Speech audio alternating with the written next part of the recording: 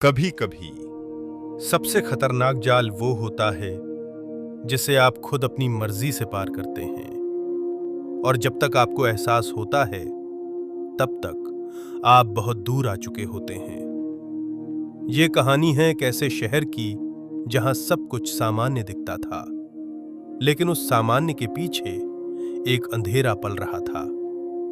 मध्य भारत का एक शांत शहर। यहां एक बहुत ही प्रतिष्ठित गर्ल्स स्कूल था, जहां पढ़ना हर लड़की का सपना था। अच्छे परिवार, सख्त नियम और सुरक्षित माहौल, कम से कम लोग यही सोचते थे।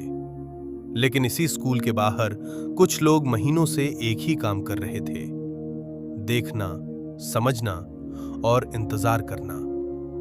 वो लड़कियों को चुनते थे, उनकी आदतें नोट करते थे, कौन कब आती है, किससे बात करती है, किस समय अकेली होती है। सब कुछ जैसे कोई शिकारी अपने शिकार पर नजर रखता है। और फिर एक दिन उन्होंने अपना पहला कदम उठाया।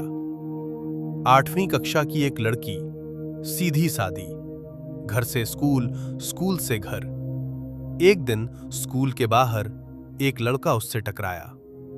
सॉरी, बस एक छोटा सा शब्द, लेकिन यहीं से शुरुआत हुई। धीरे धीरे बातें बढ़ने लगीं। पहले दिन में कुछ मिनट, फिर रोज, फिर घंटों। लड़की को लगा उसे कोई समझने वाला मिल गया है, लेकिन असल में वो समझ नहीं, एक सेटअप था। लड़का उससे उम्र में बड़ा था, ज्यादा समझदार, ज्यादा चालाक। वो हर बात सोच समझ कर करता था। उसने लड़की का भरोसा जीत लिया और फिर उसे एक दिन बाहर बुलाया, एक ऐसी जगह जहां कोई नहीं था।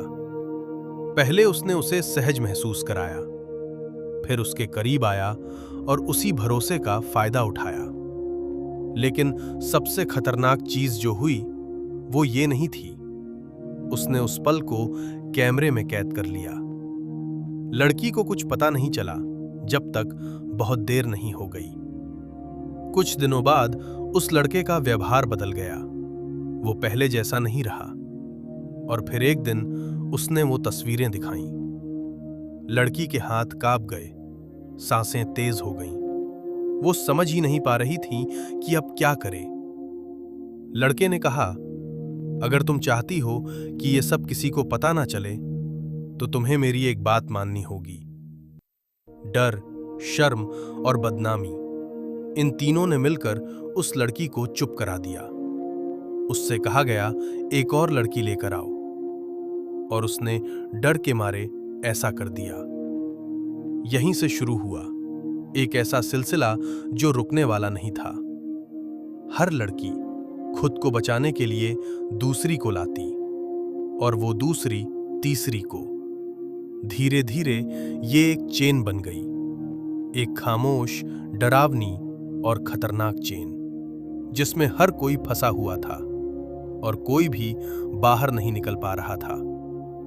कुछ लड़कियां रातों को सो नहीं पाती थीं, कुछ ने खाना छोड़ दिया, कुछ हर वक्त डर में जीने लगीं। लेकिन किसी ने कुछ नहीं कहा, क्योंकि उन्हें पता था कि अगर उन्होंने आवाज उठाई तो सबसे पहले उन्हीं पर उंगली उठेगी।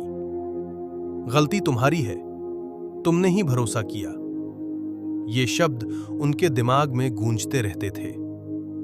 समय बीतता गया और ये खेल बढ़ता गया। अब इसमें और लोग शामिल हो चुके थे। सब कुछ प्लान के हिसाब से चल रहा था, लेकिन हर प्लान में एक गलती होती है, और वही गलती इस पूरे खेल को उजागर करने वाली थी। एक दिन कुछ तस्वीरें एक ऐसे इंसान के हाथ लग गईं जो इस खेल का हिस्सा नहीं था। उसने जब वो देखा तो उसे समझ आ गया कि ये सिर्फ एक घटना नहीं है, ये एक बहुत बड़ा जाल है। और फिर उसने सच्चाई को सामने लाने का फैसला किया। लेकिन सच बोलना आसान नहीं था। जैसे ही उसने कोशिश की, उसे डराया गया, धमकाया गया, यहां तक कि उस पर हमला भी हुआ ताकि वो चुप हो जाए। लेकिन इस बार किसी ने चुप रहने से इनकार कर दिया। धीरे धीरे लोगों को सच्चाई पता चलने लगी और